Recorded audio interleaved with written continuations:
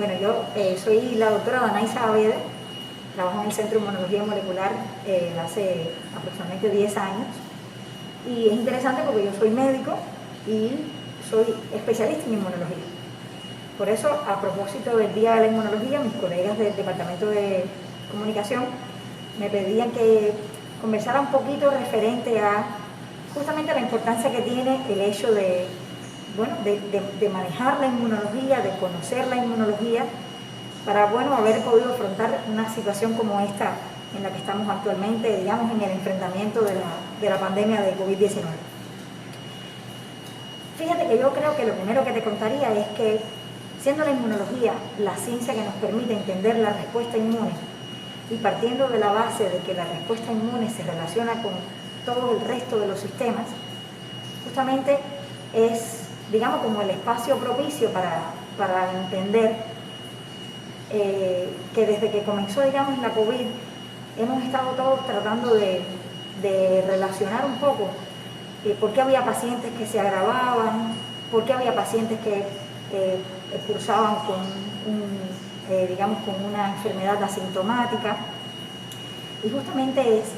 que al parecer en el tiempo, con las investigaciones que se han podido ir haciendo, aunque está claro que es una infección viral, pero parece ser que esta infección viral tiene una alta relación con el componente inflamatorio, no solo que ella desencadena, justamente por la manera como la respuesta inmune trata de hacerle frente, y en ese ejercicio de contención de la enfermedad se desarrolla inflamación, pero incluso por el hecho de que con el conocimiento de que hay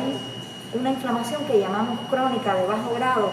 que se va acumulando con el paso del tiempo y que tiene por supuesto mucho que ver con con las características genéticas del individuo, con el entorno del individuo, que a veces para uno quizás es un poco complicado de entender, pero que sobre todo tiene que ver mucho, por ejemplo, con lo que ese individuo utiliza como alimento, con el hábito que ese individuo tiene en función de sus ejercicios físicos, si es una persona sedentaria o no. Y en esta enfermedad se ha visto que así como las personas de más edad tienen un poco más de riesgo, nosotros pensamos que justamente por esto que te comentaba hace unos minutos, del fenómeno de la inflamación crónica de bajo grado que se va manifestando a medida que los años pasan, pero también ha tenido mucha relación en esta enfermedad el hecho, y que ha sido, digamos, muy frecuente escucharlo de este modo que te lo voy a contar ahora, que es el hecho de tener una comorbilidad, que para nosotros querría decir aquellas personas que tienen determinada enfermedad de las que nosotros manejamos como crónicas, que pudiera ser hipertensión, que pudiera ser diabetes, que pudiera ser obesidad, y que en todas ellas hay, digamos, como fuente común el fenómeno de la inflamación. O sea, por eso yo creo que el hecho de que conozcamos el fenómeno de las herramientas o de las particularidades de la respuesta inmune que participan en todo eso, ha hecho posible que esta enfermedad se enfrente de muchos temas. Aunque, por ejemplo, hoy mismo no hay ningún antiviral todavía que esté claro que es el ideal para controlar completamente la infección, pero la manera como el mundo ha abordado el fenómeno ha sido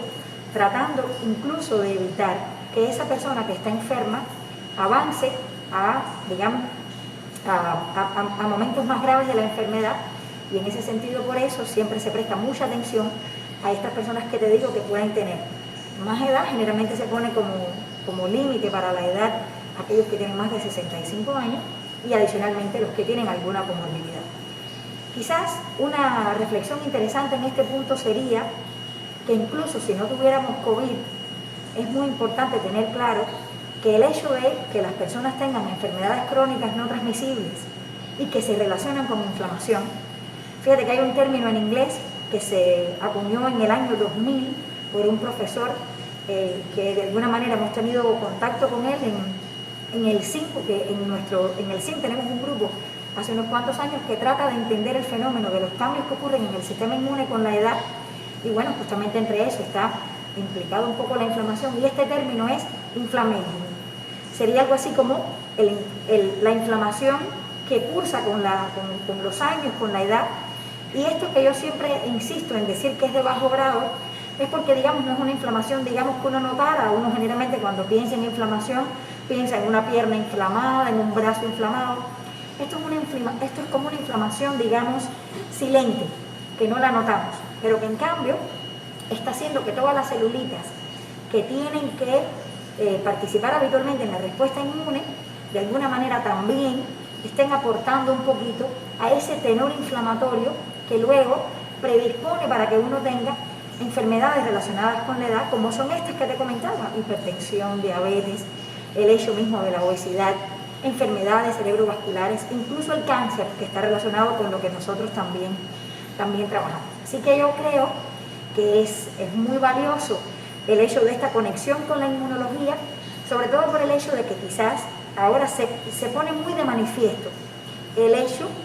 de que, como todos los sistemas se relacionan, justamente hay que prestarle atención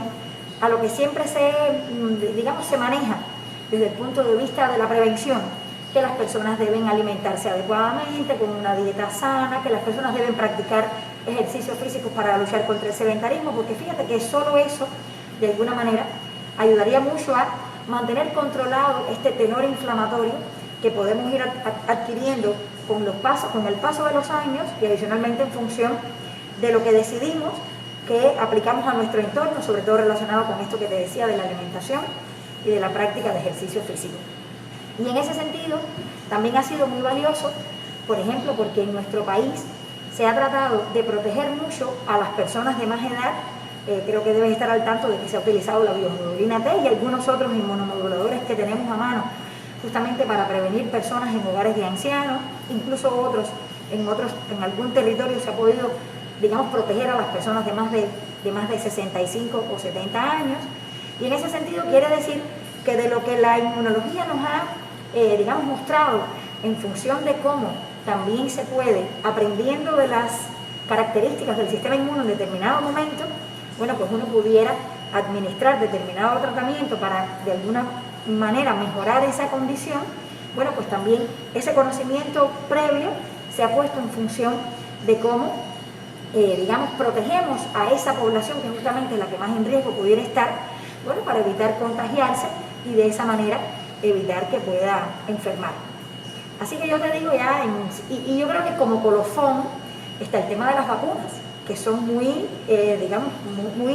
derivadas de la inmunología y del propio tema de que tú generes que haya una respuesta inmune que sea protectiva.